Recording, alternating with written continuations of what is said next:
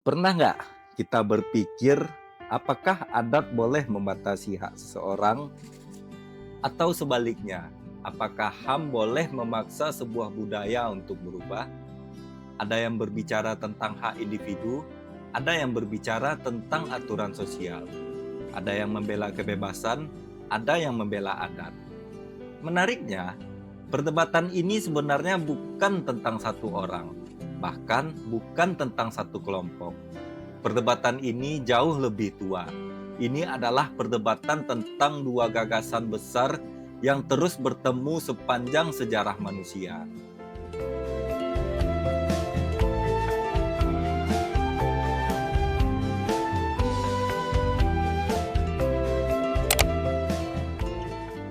Siapa yang lebih berhak menentukan cara kita hidup?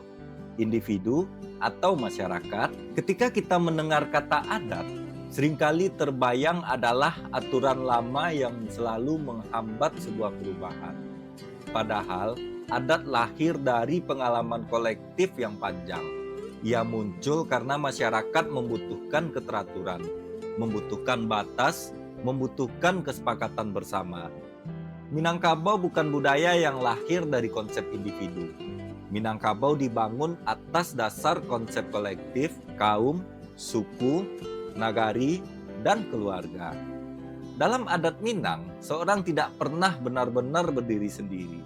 Setiap tindakan membawa nama keluarga. Setiap keputusan memiliki dampak sosial. Setiap perilaku berhubungan dengan kehormatan kaum.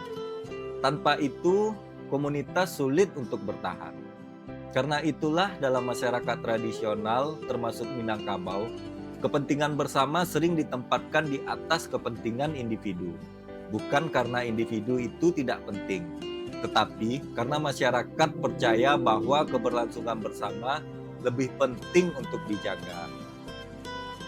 Di sisi lain, ada yang namanya hak asasi manusia atau disingkat dengan HAM. HAM ini boleh dikatakan sebagai anak kandung dunia modern. Hak asasi manusia lahir dari gagasan bahwa setiap manusia memiliki martabat yang melekat sejak lahir. Bukan karena dia kaya, bukan karena dia berkuasa, bukan karena dia berasal dari suku tertentu, tetapi karena dia dipandang sebagai manusia. Dalam cara pandang HAM modern, individu menjadi pusat perhatian. Hak individu harus dilindungi. Kebebasan individu harus dihormati. Dan seseorang tidak boleh kehilangan haknya hanya karena berbeda dari mayoritas. Sekilas gagasan ini terdengar sederhana.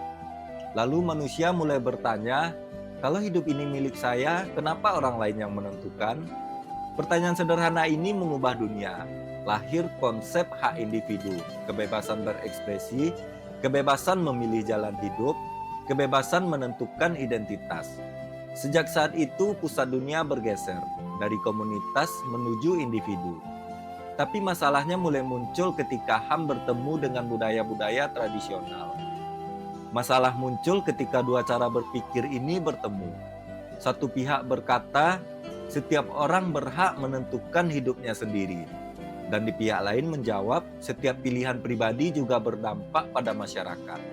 Keduanya masuk akal, keduanya punya alasan, dan keduanya merasa sedang membela kebaikan. HAM bertanya, apakah yang terbaik untuk individu? Adat bertanya, apa yang terbaik untuk masyarakat? Karena itu konflik seperti ini tidak pernah selesai hanya dengan menyebut satu pihak salah atau satu pihak benar. Mungkin pertanyaan terbesar adalah tentang masa depan budaya itu sendiri. Sampai sejauh mana adat boleh mengatur kehidupan pribadi, atau sampai sejauh mana hak individu boleh mengubah adat. Apakah budaya harus selalu mengikuti zaman, ataukah zaman yang perlu mengikuti budaya? Karena setiap budaya memiliki mekanisme untuk menjaga dirinya.